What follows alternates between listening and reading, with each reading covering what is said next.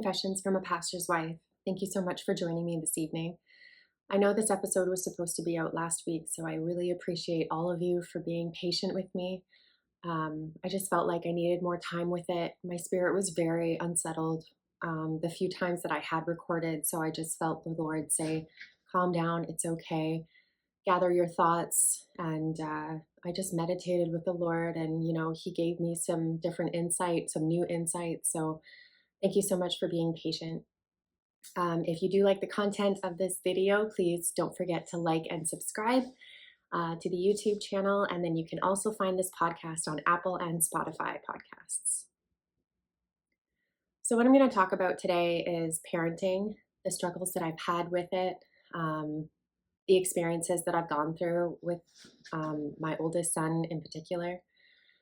And I want to talk about the struggles that our kids are going through that are different from when we were younger. They have a lot more coming at them, and just some scriptures that have really provided me some insight and some comfort. So first of all the parenting books and all of the people that you talk to, like parenting gurus, they tell you to lead by example. The greatest example is you when your kids are watching you, right? So for me, I feel like I'm at a bit of a disadvantage because I come from a broken home. My family, my mom and my dad divorced when I was quite young. And it wasn't an easy divorce. There was lots of negativity, lots of fighting, to the point where I stopped having a relationship with my dad because it was so negative. And then now I don't have a relationship with my mom because when all the information came out about my abuse from her husband, she made the decision to stay with him. So I feel like I don't have a very good example, from when I became a mom at 21 to now. But I mean, yeah. So I don't speak with my parents. So how do I lead by example that way? And then, like I said, I had my son, Ethan, when I was 21. I had him by myself. The father didn't want anything to do with that, and that was fine. I didn't want to push anything on him. But, from a very early age, Ethan's been rejected. And then when I got married to my first husband, I don't think that he treated Ethan differently, but kids can pick up on emotions. And I know Ethan felt like it wasn't quite right. There wasn't quite a connection that he was hoping for, the father-son connection he was looking for. And so I just watched Ethan over the years go from this bright, shiny, happy-go-lucky little boy to a very into himself, not very open. He used to talk to me about everything, and now he's not very open. And I understand that some boys go through that. Boys will gravitate towards their dads, and girls will gravitate towards their moms. And I was prepared for that, but I don't think I was as prepared for the trials and the speed bumps, I guess I'll say, that came with Ethan getting older. He started to retreat into video games and that video gaming world. And then he went into like being able to talk to these people online. And then, into the social media thing that started getting bigger. And so I found that Ethan was surrounding himself with people that were going through problems, right? So, when you were young, you were going through some issues and you thought every time your parents told you, no, you can't do that, they were holding you down. They're holding me back and they don't understand my life and all this. Because I remember thinking that too. And so Ethan's surrounding himself with, social media and these people who are going through the same struggles that he's going through, whether it be friends or family. But for Ethan, it got to the point where there was a boy he was talking to, and it sounded like his parents were abusing him. And Ethan felt so badly for this person that he started to take on some of those feelings. Like, he's an empathetic person, to understand how his friend was feeling. He started taking that on. And I think part of him felt like he was being abused when he wasn't. So it just created this atmosphere. And, with social media, there's algorithms. So the more negative stuff you look at, the more negative stuff is going to come at you, right? So I just find it was very confusing for him. And, I was dealing with disobedience, and then I got remarried, and I felt like I was finally in a stable relationship that I could model to him, right? Um, and it just, maybe it was just a bit too late. He was turning 16 now, like 15, 16. And those formidable years where you're being shaped, he was met with a lot of rejection. So um the one time that I disciplined, he had lied to me about being at work, and came up with this whole plan. And if I hadn't called work to find out where he was because he was late, I never would have known. So when I found that he lied to me, I explained to him what was going to happen if he did this thing again. And it was, I was going to take away his PS4 and his cell phone. And like I given him so many chances with all of the discipline, or sorry, with all the times that he was pushing my boundaries. I was telling him, I'm going to do this, I'm going to do this. So he knew. So it was very frustrating when I actually had to do it. Like, I don't like disciplining my kids. I don't like that feeling. It hurts me. So when I did that, I looked at it as, this is a privilege that I'm allowing you to have because I'm the one who bought it and gave it to you. And so now I'm going to take that privilege back because you've demonstrated that, you don't respect the rules that I've set out. And he viewed it as that was his property. His whole world were in these devices, and I took it from him. And that was such an overstep. I was being abusive by taking away his property. So there was two differing views that we never actually got to talk about. So the next day he moved out, and I haven't seen him. That was last year. So, I mean, we've been in contact and everything, and I have seen him a couple times, but he's still not living in my house.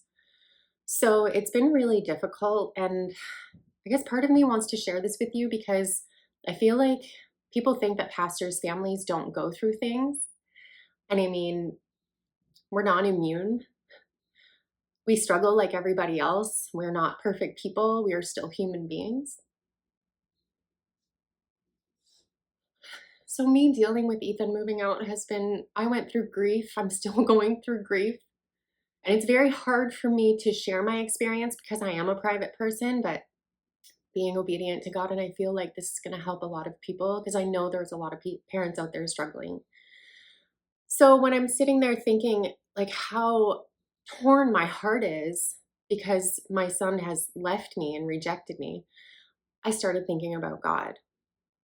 And I remember thinking about how terrible it must feel for him because every single day people reject him. There are 8 billion people on this earth, and not every one of them believes in God. And that is such a big, massive scale compared to what I'm going through. So the amount of hurt that I feel is so minute compared to God. But in that moment, I felt he was relatable to me. And we were going kind of through the same thing, like I said, on a smaller scale for me. And so I started thinking about this passage in Genesis chapter 6. It's about the flood in the days of Noah. Everyone in the days of Noah didn't believe in God. They were all rejecting him, all sinning, and Noah and his family were the only ones that weren't.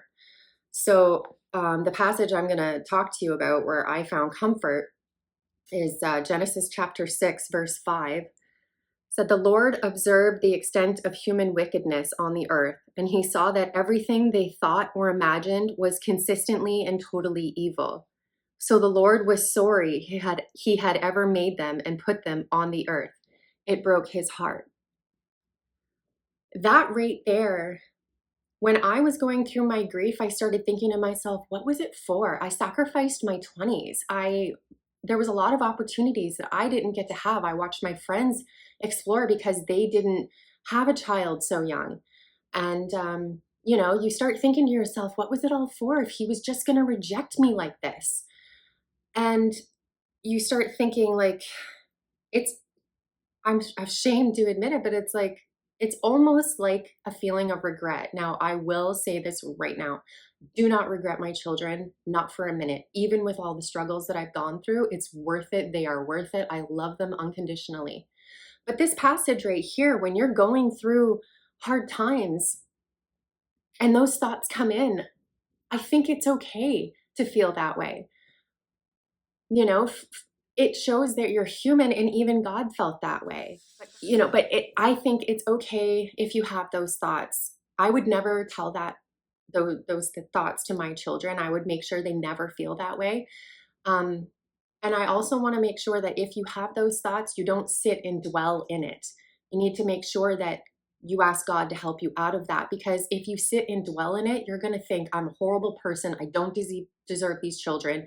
And you're going to get into a further depression, despair, sorrow. It's not going to be good for you. So it's okay to feel it for a second and then come out of it. And another verse that really helped me, because now I feel like there's a lot of things going on in the world to suggest that we are in end times. And I know you hear that from a lot of different generations, but so much is lining up, and I really feel that way. And so Second Timothy has really been helpful to me as well. It's chapter 3, and it starts at verse 2. It says, "For people will love only themselves and their money. They will be boastful and proud, scoffing at God, disobedient to their parents, and ungrateful. They will consider nothing sacred. They will be unloving and unforgiving. They will slander others and have no self-control. They will be cruel and hate what's good." I mean, I see that all over our culture, our society, all over social media. People only care about themselves. People only think that they're right. It seems that like the things that are considered evil is now good, and now good is considered evil. I mean, look at the Grammys. That was a great explanation of that. You have these people doing these satanic things, and it's things that are causing confusion. It's things that are causing division within our society. And I really feel like that's the enemy. He's got his fingerprints all over it. So this passage brought me hope, because maybe it's not my parenting. Maybe it's the times. God made you for such a time as this. This could be it. And so, Ethan may have to go through this. It might be part of his growth. It might be part of his journey. And I need to be okay with that. I can't be so self-focused to think like, what did I do wrong? What did I do wrong? I could have done everything right. I could have come from a perfect family, and this still could have happened. Sometimes it's out of your control. So this brought me a lot of comfort. And I hope that that can do that for you as well. And so I also want to talk about the struggles that our children are facing, and things that are being thrown at them. So I did talk about social media, and the algorithm that social media has. And every time you look at something, and so if you're in a negative space, you're going to tend to want to look at negative things. You're going to want to tend to latch on to people who are either going through what you're going through or understand what you're going through. And I feel like that's a lot of influencers right now. I've seen a couple of videos where it's a confused individual, and they're reaching out to children, saying to them, in the videos, your parents don't understand you. They're not raising you right, and I understand you, and I know what can make it all better. And they're just inviting your children into their confusion, which is going to create more confusion with your kids. So I think that we really, as parents, need to be vigilant in what things they're looking at on social media, and educate yourselves if you don't understand something. I know I educated myself on pronouns and genders because my kids, my younger two, they have kids in their school who are identifying as a certain gender. And so if my kids have questions, I want to be able to answer that for them. If they get confused, I want to be able to help them through it if I can. I want to keep the lines of communication open, and I don't want them to come to me and me be like, oh, I have no idea what you're talking about, and shut them down and make them feel unheard. Because maybe that was something that I did with Ethan. There was times he would try to talk to me about things, and it was just not something I was interested in. But these are the struggles that our kids are going through. So think about when you were young, and all the hormones that you were going through, and you were starting high school, and that's scary enough on its own. And then you might be dating someone, and it's, oh, is this person my high school sweetheart? Is that going to be my husband or wife? Or are we going to have kids? Or where are we going to live? What am I going to be when I grow up? All these big questions. And then like the hormones and all of that, and why am I feeling this way? And still not being able to really identify what's going on inside of you. It's a really weird thing that happens. And I think we can all remember that. But now you have social media coming at you saying, well, if you feel this way, you might be this label. If you feel this way, you might be that label. So now it's just like compounded with labels now, and and division and confusion. Like, I know I keep repeating myself, but that's what I see in some social media circles. And I mean, not all social media is bad. I use it um, to spread the gospel, to talk about Jesus, to testify how he's changed my life. I go on TikTok, it's Christian TikTok, and I've been introduced to so many people who have a hunger for the word of God as I do, and I'm learning so much. So it can be a positive space if you let it. But I don't find that that's what our kids are gravitating to, excuse me, towards. So I think we need to be educated on that and what they're watching.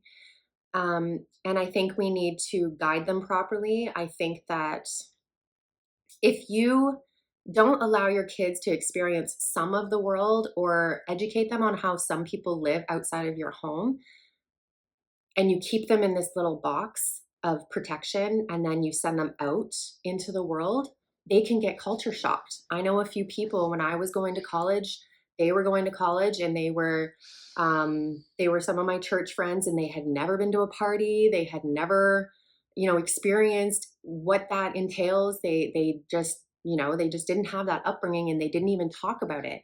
And so they get to college and see the atmosphere and the culture, and it was shocking to them to the point where some of them quit school. So I think we need to prepare our children for the world out there, right? We can't protect them from everything, but I feel like if we give them the tools they need to succeed, they will do well. And when they have questions about how someone is living, they'll be able to either come to me and talk about it, or maybe even strike up a conversation with that person. And I think that that's a smart thing to do for our kids. So, um, guiding them without smothering them. And at the end of the day, our greatest weapon for our kids is prayer. Praying for your children is the best sword that God can give you. I have been praying for Ethan every day since he left. I have other people praying for Ethan, and I see his heart softening. I know he has to go through this, and there's going to be purpose with it. So I'm just going to keep praying over him. And I'm going to pray that he's going to get to a point where he wants to come back. That prodigal son is going to return and we're going to have a great relationship. And that might be the same thing for you. Even if your children are in your house, but they're straight arming you, give them a little bit of space.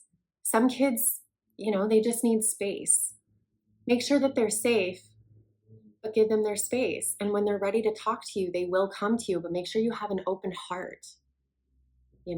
Make sure that they know that your love is unconditional, that no matter what they do, you will always be there for them. Maybe that's something that I didn't do for Ethan growing up, and I have learned that now. I have a blended family now, so I've learned quite a lot from blending families and seeing where my stepkids came from, and I know what they grew up with. And it was a very God-based home. And, now I see them trying to venture off in the world, and sometimes they'll go down a road that maybe isn't quite right, but never once will my husband, their father, say, you know what, that's wrong. He waits. And if they come to him with a question, he will let them know. If they ask him, is my behavior okay? He will let them know with so much grace. And God has put me through some trials through the blended family to teach me grace and patience. And I think that that is something that my other two are going to benefit from, and even Ethan is going to benefit from one day. So you're not alone in your struggles, parents. I'm with you. Every day I'm going through the same things that you are. And I think that if we band together and if we pray for each other and if we're gracious with each other, with ourselves, eventually our kids, they'll get themselves right. I know Ethan, he'll he's meant for something, you know? I have that feeling he's meant for something great. Another, talking about my stepkids, another verse that really provided me comfort was Proverbs 22, verse 6. Direct your children onto the right path, and when they're older, they won't leave it. They will not leave it. And I see that with them, and that gives me so much hope that if I just continue doing this with my children and modeling the relationship that I have now with my husband, we are both very God centered. And that's who we go to with our struggles, with our marriage struggles, with our family struggles. Like God is the forefront. And I feel like if my kids see that functioning relationship, they might veer off, but they will come back. And that gives me so much hope. So I hope that this was helpful for you. If you're struggling, please reach out. I'm here to talk it through. I'm not a professional by any means. I'm not a child psychologist or anything like that. I'm just a parent trying to make their way in a world that is crazy, confusing, with teenagers who are trying to figure themselves out.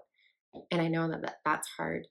So, and honestly, if you have been what I'm have been through what I'm going through and you're on the other side and you have a great relationship with that child, I would love to hear about it because I could really use some encouragement.